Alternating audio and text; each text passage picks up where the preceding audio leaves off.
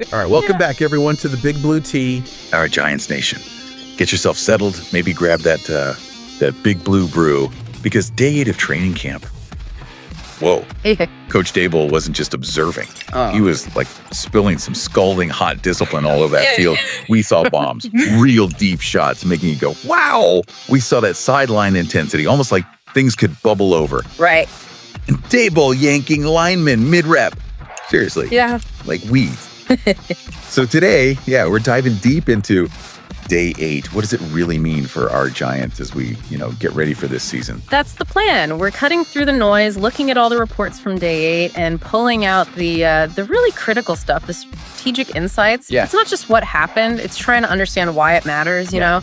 What's it tell us about the culture shift, the roster fights, where Daboll's steering this ship as we get closer, looking for those aha moments. Okay, let's jump right in then, because the thing that really hit me as a Giants fan watching this unfold was Daboll going full, zero tolerance mode. Sources painted a pretty vivid picture. James Hudson Jake Kubas yanked off the field for false starts. And this wasn't like a quiet word afterward. No. It was mid-rep. Get off the field. Now, can you imagine the shockwaves? That's not just teaching. That felt different. Like, clean it up or pack your bags kind of vibe. What's that signal? Well, it's the immediacy, isn't it? That's what's fascinating psychologically. Pulling a player mid-rep for a pre-snap penalty in camp, that's incredibly direct. Unequivocal. Exactly. It's not just fixing a mistake. It's like he's trying to burn out the very possibility of those mental errors. Building this hyper-vigilant mindset, no penalties. And that quote from him. Right, the mic drop quote. Perfect. Penalties are killers. They'll get you beat before the snap. We've got to clean it up now. It's basically programming them, using immediate feedback. No complacency allowed. No. It changes how you approach every single snap. Demands total focus, total accountability right from the get-go. It's a clear message. Yeah. These little things, they undermine everything else. And just in case getting yanked wasn't message enough, the report said guys making mental mistakes got sprints for dessert. Yeah. After their buffet of brain lapses. It's serious when extra conditioning comes out for unforced errors. That's the kind of stuff that can really change a team, don't you think? Makes everyone lock in every single moment. Absolutely. That physical price for a mental error, classic motivator. It makes the lessons stick, It's not just theoretical. Right. So moving from the mental side to the physical battles, the trench warfare, that was another big focus in the reports, OL versus DL. Always is. What kind of stood out to me, though, was this perceived weakness on the interior D-line when Dexter Lawrence isn't in there. One report, put it bluntly, said, crickets, 0 pass rush juice, not even decaf. How worrying is that realistically? Interior pressure is huge. Okay, hearing 0 pass rush juice, not even decaf. Yeah. Without Dex. That definitely gives you pause as a Giants fan. You need that push inside. Collapses the pocket, helps the edge guys eat. It's basic, right? Foundational. But okay, let's balance. The reports did mention some guys flashing some individual standouts. What did you see there that maybe eases that concern a bit?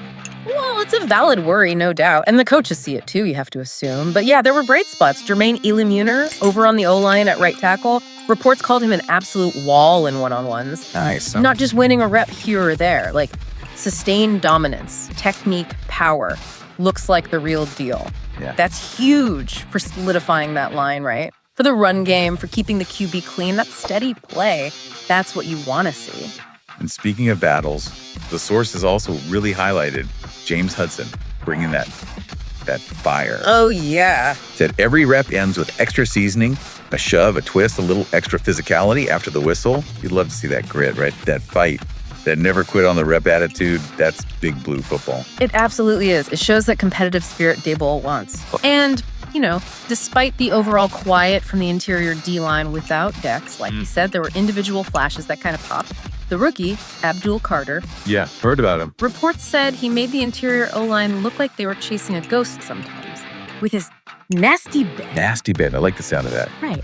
And that's not just talk. That's an elite trait. Getting low, turning that corner tight around a guard or center, gets under the block, into the backfield fast. That disrupts everything. Forces the QB off his spot. Exactly. Creates chances. And what's also interesting, Habakkuk Baldonado, from one angle, maybe looked like he was getting handled. And from the sideline view, the report said, Ben City, really turning the corner.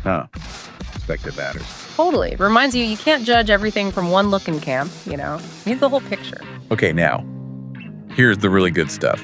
The stuff that makes you breathe a little easier as a Giants fan. Injury updates. Ah, yes. Crucial. Because the biggest win of camp so far, and I really mean this, huge sigh of relief for Giants Nation. Andrew Thomas, our rock, LT1. Good news. Great news. Sources say he's ramping up. Side work, ladder drills, resistance bands, some light running. And the target, get this, expected to be activated off PUP next week. Wow. Okay. That's significant. Right. Perfect timing for the Jets joint practices, that dress rehearsal game. Yeah. You can almost feel the collective exhale across the fan base, can't you? Yeah. This isn't just big for the O-line, it's massive for Jones, for the whole offense. Oh, it's critical. You can't overstate it. Thomas isn't just an anchor on the left side providing that elite protection. He lifts the whole unit. True. Brings cohesion, consistency. The run game needs it. Jones needs that secure pocket. It affects everything. Play calling, confidence, everything. So huge. Definitely. And looking at the rest of the injury report from day 8, Skattebo had a bit of a scare, but sounds minor, no damage. He came back quickly. Okay, good. Thomas Fidone, the tight end, he left early. Status TBD there, so maybe something to watch for depth. And on the O-line, Greg Van Roten was out for baby watch. Congrats to him. But that meant Evan Neal slid into right guard with the first team. Interesting. Big chance for Neal. Huge opportunity. Build chemistry there, show his versatility. Still out were DJ Davidson, Jordan Riley, Corey Black. But Elijah Chapman was back today. So, you know, it's constant juggling in camp. Affects reps, affects who gets a shot. Always shuffling. Okay, let's shift gears to the fun stuff, the highlights, the stuff that gets you fired up. Because while Daboll was the strict headmaster, the offense was putting on an air show. And for me, nothing. Absolutely nothing. Beat seeing that Russell Wilson to Malik Nabers connection clicking. That big play. Oh, the big play. You could feel it. Russ just uncorked this gorgeous high-arcing 50-yard rainbow down the sideline. And Nabers, like a magician, tracks it, snags it clean, taps the toes, just inside. And then he hits the crowd with that little swagger walk. Love it. Chef's kiss. Yeah. Perfection. That's a TD waiting to happen for our Giants. What a beautiful sign for this offense. It really showcases that explosive potential they're aiming for, doesn't it? And that instant chemistry, vet QB, dynamic rookie, that's what you hope for. Exactly. And what's also clear from the reports is how they're rotating those receivers. Nabers, Slayton, Wandale, Hyatt, Smith-Marset, Pascal. They're all getting meaningful reps. Different spots, different routes. Building that depth. Crucial depth. And the reports noted Wilson and Locke, with the ones, weren't just chucking it deep like the Nabers play. They were working timing outs, too. Shows they're building a diverse passing attack. Good point. Not just bombs. Right. And DeVito and Winston, keeping the second group hot, making sure everyone in that receiver room gets work, stays sharp. It's a comprehensive approach, getting the whole unit ready. Makes sense. And, you know, we get closer to week 1. Those position battles, they are seriously heating up, right? Oh, absolutely. Every rep feels like it counts double now. Every drill is an audition. Sources pointed out a few key spots where the competition's really fierce for the Giants. These battles shape the final 53. They really do. They set the foundation for the team's makeup, its dynamics for the season. Let's break down a couple from the reports. First, nickel cornerback. Okay, always important. Yeah, and with Flott apparently not out there, Deonte Banks, he's been stacking reps, making a really strong case. Nickel's so vital now, right? Against slot guys, spread looks, need quickness, coverage, tackling. So Banks showing he can handle that, not just play outside. That's significant. It gives the defense options, versatility. It's about who provides that reliable play in the slot. Right. And what about that interior D-line rush we talked about? Without Dex, sounds like a proving ground there. Exactly. The interior pass rush, that's the key battleground. Carter's flashes, like we mentioned, super important because it highlights how maybe thin it looks without Dex demanding those double teams. Yeah. So this battle is about finding consistent disruption from the inside guys, push the pocket, flush the QB towards Thibodeau and Burns. It's not just sacks, it's about messing up timing. So guys like Carter, others fighting for snaps, they got to show they can do it consistently, work the scheme. Who steps up there? Huge for the defense. Makes sense. And then right guard. With Van Roten out, Neal stepping in. That's fascinating. It really is. The right guard spot, that battle's definitely intensified. Neal gets this prime chance. Van Roten's out temporarily. build that chemistry with the starters. Huge for the line's cohesion. Absolutely. It's not just one guy playing well, it's how the unit gels. Right guard's critical. Pass pro, inside run game. Neal's showing he can slide in, be consistent, build that rapport with the center of the tackle. That's massive for the offense's success.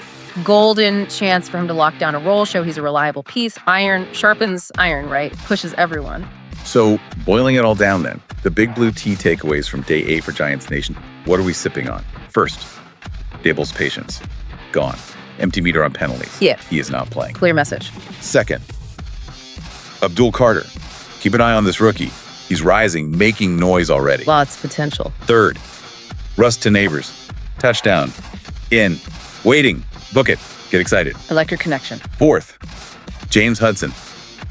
Bring in the fire. Maybe a little too much fire sometimes. One rep away from a friendly chat after the whistle.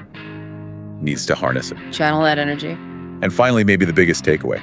Andrew Thomas getting closer.